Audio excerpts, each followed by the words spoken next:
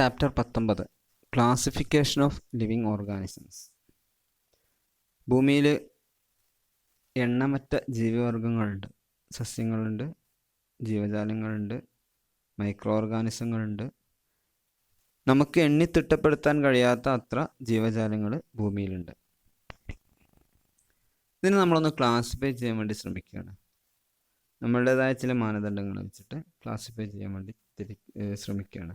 ഇപ്പോൾ സാധാരണഗതിയിൽ നമ്മൾ ഏതെങ്കിലും ഒരു സാധനത്തെ ക്ലാസിഫൈ ചെയ്യുമ്പോൾ, തരംതിരിക്കുമ്പോൾ പല മാനദണ്ഡങ്ങൾ നമുക്ക് ഉപയോഗിക്കാം, അല്ലേ? നമ്മളൊരു ക്ലാസ്സിലെ കുട്ടികളെ മൊത്തം ക്ലാസിഫൈ ചെയ്യുകയാണെങ്കിൽ നമുക്ക് ഇഷ്ടംപോലെ മാർഗങ്ങൾ ഉപയോഗിക്കാം.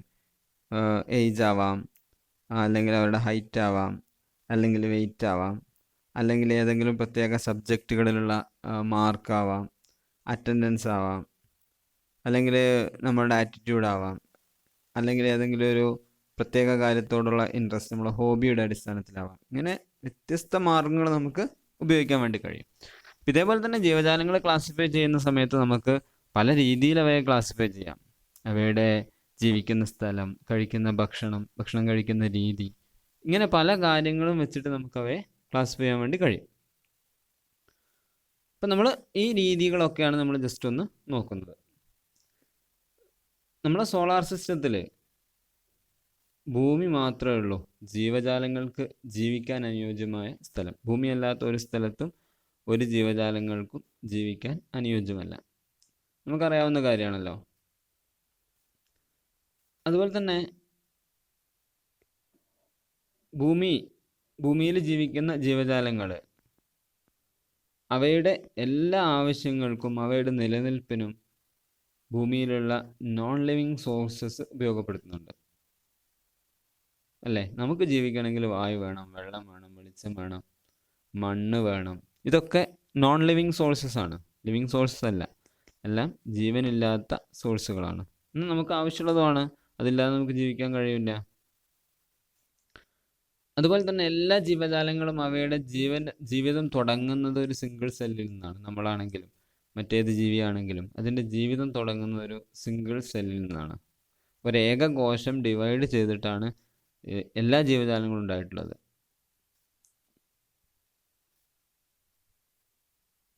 അതുപോലെ തന്നെ നമ്മൾ പഠിച്ച മറ്റൊരു കാര്യമാണ് ഇൻസെക്ടിവോറസ് പ്ലാന്റ്സിനെ കുറിച്ച് നമ്മൾ പഠിച്ചിരുന്നു. ഇൻസെക്റ്റുകളെ, അതായത് ജീവജാലങ്ങളെ ഭക്ഷിക്കുന്ന തരം സസ്യങ്ങളെ കുറിച്ചൊക്കെ നമ്മൾ പഠിച്ചിരുന്നു. അതുപോലെ തന്നെ ഫംഗസ് എന്ന് പറയുന്ന ഒരു ഗ്രൂപ്പ് ഓഫ് ഓർഗാനിസം ഉണ്ട്. അത് ഡെഡ് ആൻഡ് ഡീക്കേയിങ് മാറ്ററാണ് അതിൻ്റെ ഫുഡ് എന്ന് പറയുന്നത്. അത് ജീവിക്കുന്നത് നശിച്ചു പോയ ഡെഡായിട്ടുള്ള ജീവജാലങ്ങളുടെ അവശിഷ്ടങ്ങളിൽ നിന്നാണ്. ചില പ്രത്യേക തരം ബാക്ടീരിയകൾക്ക് 80 ഡിഗ്രി സെൽഷ്യസ് മുതൽ 110 ഡിഗ്രി സെൽഷ്യസ് വരെയുള്ള ടെമ്പറേച്ചറിൽ സുഖമായി ജീവിക്കാൻ വേണ്ടി കഴിയും. നമുക്ക് സാധാരണഗതിയിൽ ജീവിക്കാൻ കഴിയുന്ന ടെമ്പറേച്ചർ എന്ന് പറഞ്ഞാൽ, സുഖമായി ജീവിക്കാൻ കഴിയുന്ന ടെമ്പറേച്ചർ എന്ന് പറഞ്ഞാൽ 28, 30, 31 ഡിഗ്രി വരെയൊക്കെ നമുക്ക് വലിയ കുഴപ്പമുണ്ടാവില്ല. അതിന് മുകളിലേക്കാണ് നമുക്ക് ഭയങ്കര ചൂടായിരിക്കും. ആ ചൂടൊരു 40 ഡിഗ്രി 45 ഡിഗ്രി ഒക്കെ ആകുമ്പോഴേക്കും, 40 ഡിഗ്രി ആകുന്നതിന് മുമ്പ് നമുക്ക് സൺബേൺ ഒക്കെ ഉണ്ടാവും. 45-50 ഡിഗ്രി ആയി നമ്മൾ മരിച്ചു, ജീവിക്കാൻ കഴിയില്ല. എന്നാൽ തിളയ്ക്കുന്ന വെള്ളത്തിൽ വരെ സിമ്പിളായിട്ട് ജീവിക്കാൻ കഴിയുന്ന മൈക്രോ ഓർഗാനിസങ്ങൾ ഉണ്ട്. ചില പ്രത്യേകതരം ബാക്ടീരിയകൾ ഒക്കെ ഉണ്ട്. അതുപോലെ തന്നെ ഐസ് കോൾഡ് കണ്ടീഷനിൽ നമുക്ക് അഡ്ജസ്റ്റ് ചെയ്യാൻ പറ്റുന്ന തണുപ്പിനൊരു പരിധിയുണ്ട്. എന്നാൽ അതിലൊക്കെ താഴ്ന്ന തണുപ്പിൽ ജീവിക്കുന്ന ജീവജാലങ്ങളും ബാക്ടീരിയകളൊക്കെ ഉണ്ട്. അപ്പം എങ്ങനെ നോക്കിക്കഴിഞ്ഞാലും ഈ ജീവജാലങ്ങൾ എന്ന് പറയുന്നത് നമുക്ക് സങ്കല്പിക്കാൻ കഴിയുന്നതിൽ കൂടുതൽ വൈവിധ്യങ്ങൾ നിലനിർത്തുന്ന സാധനങ്ങളാണ്. അതൊക്കെയാണ് നമ്മൾ ഈ ചാപ്റ്ററിൽ ജസ്റ്റ് നോക്കുന്നത്. First biodiversity.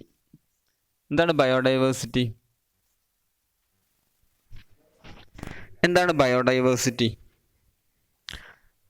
ബയോഡൈവേഴ്സിറ്റി എന്ന് പറഞ്ഞാൽ നമുക്ക് സിമ്പിളായിട്ട് എന്ത് പറയാം?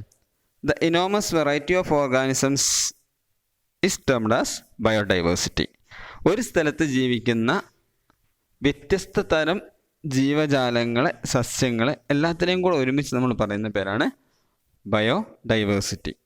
നമ്മുടെ ചുറ്റുപാടുമുള്ള ജീവജാലങ്ങളെ നമ്മൾ നോക്കിക്കഴിഞ്ഞാൽ ധാരാളം ജീവജാലങ്ങളെ നമുക്ക് ചുറ്റുപാടും കാണാൻ പറ്റും. നമ്മൾ എവിടെയാണോ ജീവിക്കുന്നത്, നമ്മളുടെ പരിസരം നമ്മൾ ജസ്റ്റ് ഒന്ന് വീക്ഷിച്ചു കഴിഞ്ഞാൽ നമുക്ക് ധാരാളം ജീവജാലങ്ങളെ കാണാൻ കഴിയും.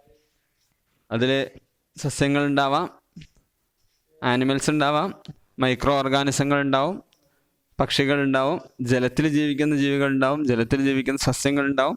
ഇങ്ങനെ നമ്മുടെ ചുറ്റുഭാഗത്ത് നമുക്ക് ധാരാളം ജീവജാലങ്ങളെ കാണാൻ വേണ്ടി കഴിയും.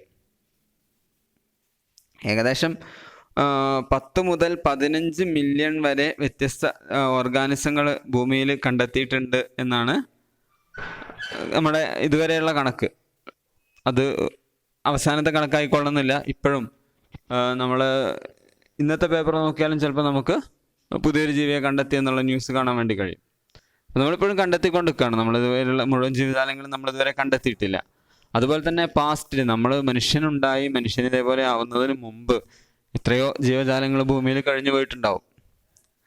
അപ്പം ഇതെല്ലാം കൂട്ടി നോക്കുകയാണെങ്കിൽ ഏകദേശം മില്യൺ കണക്കിന് ജീവജാലങ്ങൾ ഭൂമിയിൽ ഉണ്ട് എന്നാണ് കണക്ക്. അപ്പോൾ നമ്മൾ നോക്കിക്കഴിഞ്ഞാൽ ഈ ജീവജാലങ്ങളെല്ലാം ഇൻ്റർ റിലേറ്റഡ് ആയിരിക്കും. ഇവയെല്ലാം ലൈഫ് എന്ന് പറയുന്നത് ഇൻ്റർ കണക്റ്റഡ് ആയിരിക്കും.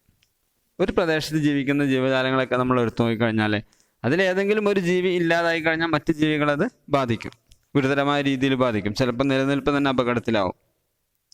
അപ്പം ഇങ്ങനെയൊക്കെ പരസ്പരം ഇൻ്റർ റിലേറ്റഡ് ആയിട്ടുള്ള ജീവജാലങ്ങളായിരിക്കും ഇവയെല്ലാം. ഇവയെല്ലാം നിലനിൽക്കുന്നത് നമ്മൾ നേരത്തെ പറഞ്ഞതുപോലെ നോൺ ബയോട്ടിക് ആയ അതല്ല ജീവനില്ലാത്ത മറ്റു കുറേ ഘടകങ്ങളെ കൂടെ ആശ്രയിച്ചാണെന്ന് അർത്ഥം.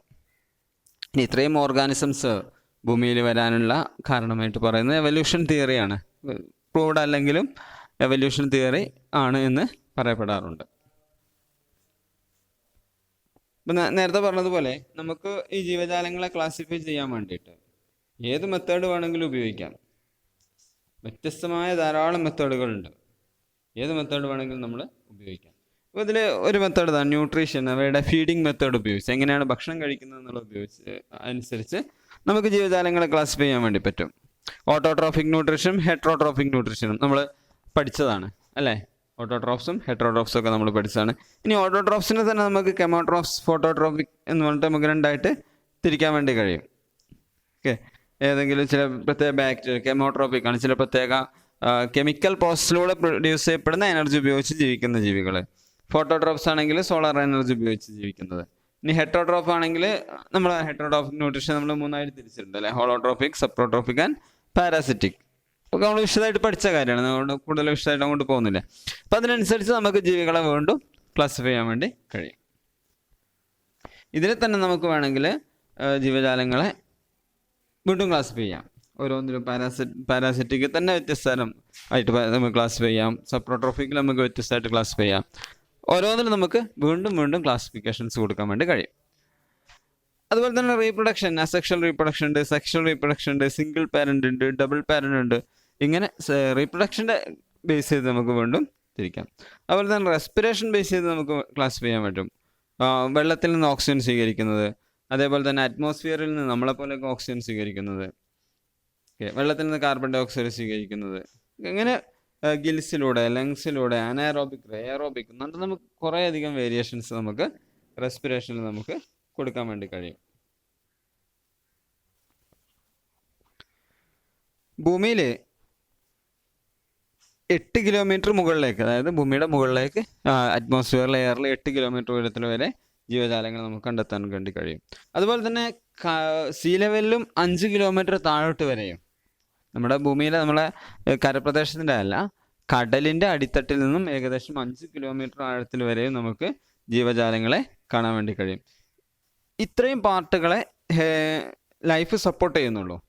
ജീവൻ നിലനിൽക്കണമെങ്കിൽ ഒന്നുകിൽ എർത്തിൽ, എയറിൽ 5 കിലോമീറ്റർ ഉയരത്തിൽ വരെ, അല്ലെങ്കിൽ സീ ലെവലിലും 5 കിലോമീറ്റർ താഴെ വരെ. എയറിൽ 8 കിലോമീറ്റർ ഉയരത്തിൽ വരെയും അല്ലെങ്കിൽ സീ ലെവലിന് താഴെ 5 കിലോമീറ്റർ വരെയും മാത്രമേ ജീവന് നിലനിൽക്കാൻ വേണ്ടി കഴിയുള്ളൂ.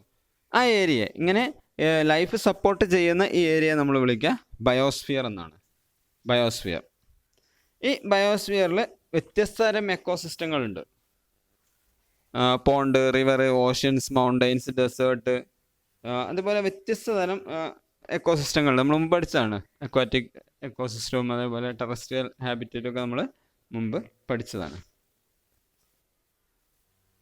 അതോടൊപ്പം ഈ എക്കോസിസ്റ്റത്തിലൊക്കെ ലിവിങ് ഓർഗാനിസംസ് നോൺ ലിവിങ് ഫാക്ടേഴ്സുമായിട്ട് ഇൻട്രാക്ട് ചെയ്യും. അല്ലാതെ ജീവിക്കാൻ കഴിയില്ല.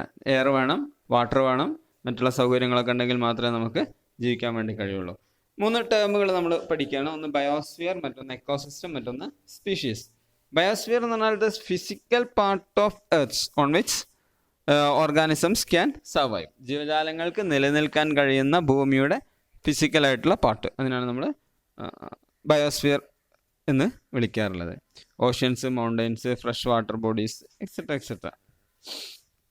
മറ്റൊന്ന് എക്കോസിസ്റ്റമാണ്. എക്കോസിസ്റ്റം എന്ന് പറഞ്ഞാൽ definite geographical region in which various species of organisms live and interact with each other and the physical environment. Ecosystem എന്ന് പറഞ്ഞാൽ നമ്മൾ ഒരു ചെറിയൊരു പ്രദേശത്തെയാണ് നമ്മൾ എക്കോസിസ്റ്റമായിട്ട് നമ്മൾ കൺസിഡർ ചെയ്യാറ്. ഇപ്പോൾ ഒരു കുളം ഒരു എക്കോസിസ്റ്റമാണ്, അല്ലെങ്കിൽ നമ്മൾ ജീവിക്കുന്ന ഒരു ഗ്രാമം ഒരു എക്കോസിസ്റ്റമാണ്. കടൽ ഒരു ഭാഗം നമ്മൾ എടുക്കാം, അതൊരു എക്കോസിസ്റ്റമാണ്. കടൽ എക്കോസിസ്റ്റമാണ്, അല്ലെങ്കിൽ നമുക്ക് അതിൻ്റെ ചെറിയൊരു പാർട്ട് നമുക്ക് എക്കോസിസ്റ്റമായിട്ട് എടുക്കാം. അപ്പോൾ ഒരു എക്കോസിസ്റ്റത്തിൻ്റെ പ്രത്യേകത എന്ന് പറഞ്ഞാൽ അവിടെ കുറേയധികം ജീവജാലങ്ങളുണ്ടാകും. കണക്റ്റഡായി, റിലേറ്റഡായി, പരസ്പരം സഹകരിച്ചു കൊണ്ട് ജീവിക്കുന്ന കുറേയധികം ജീവജാലങ്ങൾ ഒരു ഏരിയയിൽ ഉണ്ടാവും. വ്യത്യസ്ത സ്പീഷീസിൽപ്പെട്ട ജീവജാലങ്ങൾ ഒരുമിച്ച് ജീവിക്കുന്ന ഒരു ഏരിയ, അതിനാണ് നമ്മൾ എക്കോസിസ്റ്റം എന്ന് വിളിക്കുക. Oceans, mountains, ponds, etcetera etcetera ഉദാഹരണങ്ങളാണ്. ഇനി സ്പീഷീസ് എന്ന് പറഞ്ഞാൽ എന്താണ്? Group of very similar organisms which can interbreed to produce fertile offspring.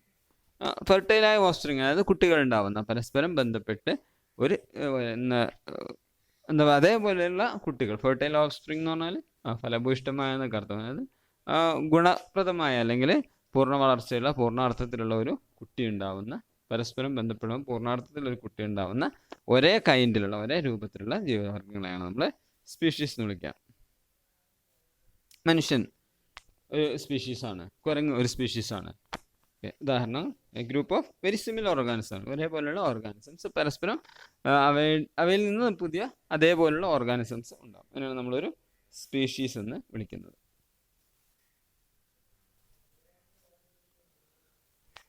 നമ്മൾ ഡിസ്കസ് ചെയ്യാൻ പോകുന്നത് വ്യത്യസ്ത ബയോഡൈവേഴ്സിറ്റിയുടെ വ്യത്യസ്ത ലെവലുകളാണ്, ലെവൽസ് ഓഫ് ബയോഡൈവേഴ്സിറ്റി. ഭൂമിയിൽ ജീവിക്കുന്ന എല്ലാ ജീവജാലങ്ങളും കൂടെയാണ് ഈ ബയോഡൈവേഴ്സിറ്റി എന്നുള്ളൊരു കൺസെപ്റ്റ് ഉണ്ടാക്കുന്നത്. ബയോഡൈവേഴ്സിറ്റി എന്ന് പറഞ്ഞാൽ ഭൂമിയിൽ ജീവിക്കുന്ന എല്ലാ ജീവജാലങ്ങളും ഉൾപ്പെട്ടതാണ്. ഒന്നാമത് പറഞ്ഞാൽ എക്കോളജിക്കൽ അല്ലെങ്കിൽ എക്കോസിസ്റ്റം ഡൈവേഴ്സിറ്റി. എന്താ ഡൈവേഴ്സിറ്റി എന്ന് പറഞ്ഞാൽ? യൂണിറ്റിയും ഡൈവേഴ്സിറ്റി എന്ന് കേട്ടില്ലേ, നാനാത്വത്തിലേക്കത്വം. ഈ ഡൈവേഴ്സിറ്റി എന്ന് പറഞ്ഞാൽ നാനാത്വം എന്നർത്ഥം, ഒരു വ്യത്യസ്തത, കുറേയധികം ഡൈവേഴ്സ് ആയിട്ടുള്ള ഇത്. ഇപ്പോൾ ഏത് ഘടകങ്ങൾ നമ്മൾ എടുത്ത് നോക്കിയാൽ അതിലൊക്കെ ഉണ്ടാവും. എക്കോളജി അല്ലെങ്കിൽ എക്കോസിസ്റ്റം, അതിലുള്ള ഡൈവേഴ്സിറ്റിയാണ് നമ്മൾ ആദ്യം ഡിസ്കസ് ചെയ്യുന്നത്. ഓരോ ജീവജാലങ്ങളും അത് ജീവിക്കുന്ന എക്കോസിസ്റ്റത്തിൽ, അത് ജീവിക്കുന്ന സാഹചര്യത്തിൽ അതുമായി പൊരുത്തപ്പെട്ട് ജീവിച്ച് പോവാൻ കഴിയുന്ന സാഹചര്യങ്ങളായിരിക്കും. അതിൽ പ്രത്യേകതകൾ അതിനുണ്ടാവും, ഫീച്ചേഴ്സ് ഉണ്ടാവും. അഡാപ്റ്റേഷൻസ് എന്നുള്ള സാധനം നമ്മൾ പഠിച്ചതാണ്. അപ്പോൾ അത് ജീവിക്കുന്ന സ്ഥലവുമായി അഡാപ്റ്റ് ചെയ്ത് പോകാനുള്ള കുറേ ഫീച്ചേഴ്സ് അതിനുണ്ടാവും. കടലിൽ ജീവിക്കുന്ന മത്സ്യത്തിനുള്ള കുറേ പ്രത്യേകതകളുണ്ട്. അതിന് കടലിൽ ജീവിക്കാൻ അത് ആവശ്യമാണ്. കരയിൽ ജീവിക്കുന്ന നമ്മളെ പോലുള്ള ജീവികൾക്ക് കുറേ പ്രത്യേകതകൾ ആവശ്യമാണ്. അത് ഉണ്ടെങ്കിൽ മാത്രമേ നമുക്ക് അഡാപ്റ്റ് ചെയ്ത് ജീവിച്ച് പോകാൻ വേണ്ടി കഴിയുള്ളൂ. അപ്പോൾ ഓരോ ഓർഗാനിസവും ഏത് എക്കോസിസ്റ്റത്തിലാണോ ജീവിക്കുന്നത് അതിനനുസരിച്ചുള്ള അഡാപ്റ്റേഷൻസ് ഉണ്ടാവും, അതിനനുസരിച്ചുള്ള പ്രത്യേകതകൾ, ഫീച്ചേഴ്സ് അതിന് ഉണ്ടാവും. ഉദാഹരണത്തിന് ടെറസ്ട്രിയൽ ഹാബിറ്റേറ്റ്, അതേപോലെ അക്വാറ്റിക് ഹാബിറ്റേറ്റ് എന്നിട്ട് ഹാബിറ്റേറ്റുകൾ നമ്മൾ ഡിസ്കസ് ചെയ്തിട്ടുണ്ട്. നമ്മൾ മുമ്പ് ഡിസ്കസ് ചെയ്ത സാധനങ്ങളാണ്. അപ്പോൾ ഇതിൽ ഒരു ഉദാഹരണമായിട്ട് ടോർട്ടോയ്സ്, അതുപോലെ ടർട്ടിൽസ് എന്ന് പറയുന്നത് അക്വാറ്റിക് ആണ്. അതേപോലെ തന്നെ ടോർട്ടോയ്സ് ടെറസ്ട്രിയൽ ആണ്. അപ്പോൾ ഇതിൻ്റെ കാലിൽ ഭയങ്കര വ്യത്യാസം ഉണ്ടാവും. ഇതിന് നീന്താനും മറ്റൊക്കെ ആവശ്യമായ അല്ലെങ്കിൽ നടക്കാൻ ആവശ്യമായ, ഇപ്പോൾ ഭൂമിയിൽ ജീവിക്കുന്ന, കരയിൽ ജീവിക്കുന്ന ഒരു ജീവിയെ സംബന്ധിച്ചിടത്തോളം നടക്കാനാണ് ഇതിൻ്റെ കാലാവശ്യം. അതേസമയം വെള്ളത്തിൽ ജീവിക്കുന്ന ഒരു ജീവിക്ക് അത് നീന്താനാണ് കാലാവശ്യം. അപ്പോൾ അതിനനുസരിച്ച് അതിൻ്റെ കാലിൽ വ്യത്യാസങ്ങൾ ഉണ്ടാവും. അപ്പോൾ ഇതാണ് ഡൈവേഴ്സിറ്റി ഓഫ് എക്കോസിസ്റ്റം എന്നുള്ളതുകൊണ്ട് ഉദ്ദേശിക്കുന്നത്. ടെറസ്ട്രിയൽ എക്കോസിസ്റ്റം, അതേപോലെ തന്നെ അക്വാറ്റിക് എക്കോസിസ്റ്റം. നമ്മളത് രണ്ടും എടുക്കുകയാണെങ്കിൽ അതിൽ ധാരാളം വേരിയേഷൻസ് നമുക്ക് കാണാൻ വേണ്ടി കഴിയും. മറ്റൊന്ന് സ്പീഷീസ് ഡൈവേഴ്സിറ്റിയാണ്. Species diversity. എന്താ സ്പീഷീസ് ഡൈവേഴ്സിറ്റി എന്ന് പറഞ്ഞാൽ വ്യത്യസ്ത തരം സ്പീഷീസ്, ഒരു ജിയോഗ്രഫിക്കൽ ഏരിയയിൽ ജീവിക്കുന്ന വ്യത്യസ്ത തരം ജീവജാലങ്ങളാണ് ആ ഒരു എക്കോസിസ്റ്റം രൂപകൽപ്പന ചെയ്യുന്നത്. അപ്പോൾ ഒരു എക്കോസിസ്റ്റത്തിലിരിക്കുന്ന പ്രത്യേക രീതിയിൽപ്പെട്ട ജീവജാലങ്ങളൊക്കെ ഓക്കെ, അത് ഒരു പർട്ടിക്കുലർ സ്പീഷീസിൽ പെട്ടതായിരിക്കും. റീപ്രൊഡക്ഷന് വേണ്ടിയിട്ടും അതുപോലെ അതിൻ്റെ എല്ലാ കാര്യങ്ങൾക്കും ആ ജീവജാലങ്ങളായിരിക്കും ഒരുമിച്ച് ഉണ്ടാവുക. ഓക്കെ, അത് വേറൊരു സ്പീഷീസുമായിട്ട് ഇൻ്റർബ്രീഡ് ചെയ്യൂല. അതേപോലെ തന്നെ നമ്മൾ കുറേയധികം ജീവജാലങ്ങൾ നമ്മൾ പരിചയപ്പെട്ടിട്ടുണ്ട്. നമ്മുടെ എക്കോസിസ്റ്റത്തിലെ കുറേയധികം ജീവജാലങ്ങൾ നമുക്കറിയാം. ഇവയൊന്നും എന്ത് ചെയ്യുന്നില്ല, പരസ്പരം ഇൻ്റർപ്രീറ്റ് ചെയ്യുന്നില്ല. അല്ലെങ്കിൽ അതിൻ്റെ നിലനിൽപ്പിന് വേണ്ടിയിട്ട് അത് ചിലപ്പോൾ ആ മറ്റുള്ളവരെ ആശ്രയിക്കുന്നുണ്ടെങ്കിൽ ആ സ്പീഷീസ് എന്ന നിലക്ക് അത് ഇപ്പോൾ മനുഷ്യനെടുക്കുകയാണെങ്കിൽ നമ്മളെല്ലാ കാര്യങ്ങൾക്കും നമ്മൾ മനുഷ്യനാണ് ഡിപ്പെൻഡ് ചെയ്യുന്നത് അല്ലേ. നമ്മൾ കുരങ്ങന്മാരുടെ മറ്റൊരു സഹായം തേടാറില്ല.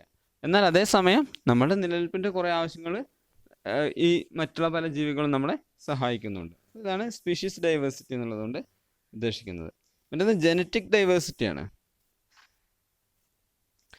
നമുക്കറിയാം ജീനുകളെ കുറിച്ച് അറിയാം, നമ്മൾ മുമ്പ് ഡിസ്കസ് ചെയ്തതാണ്. ക്രോമസോമിലുള്ള ജീനുകളാണ് നമ്മുടെ എല്ലാ ഫീച്ചേഴ്സും കൺട്രോൾ ചെയ്യുന്നത്. അപ്പോൾ ഓരോ സ്പീഷീസിൻ്റെ എല്ലാ ഫീച്ചേഴ്സും കൺട്രോൾ ചെയ്യുന്ന ജീനുകളാണ്.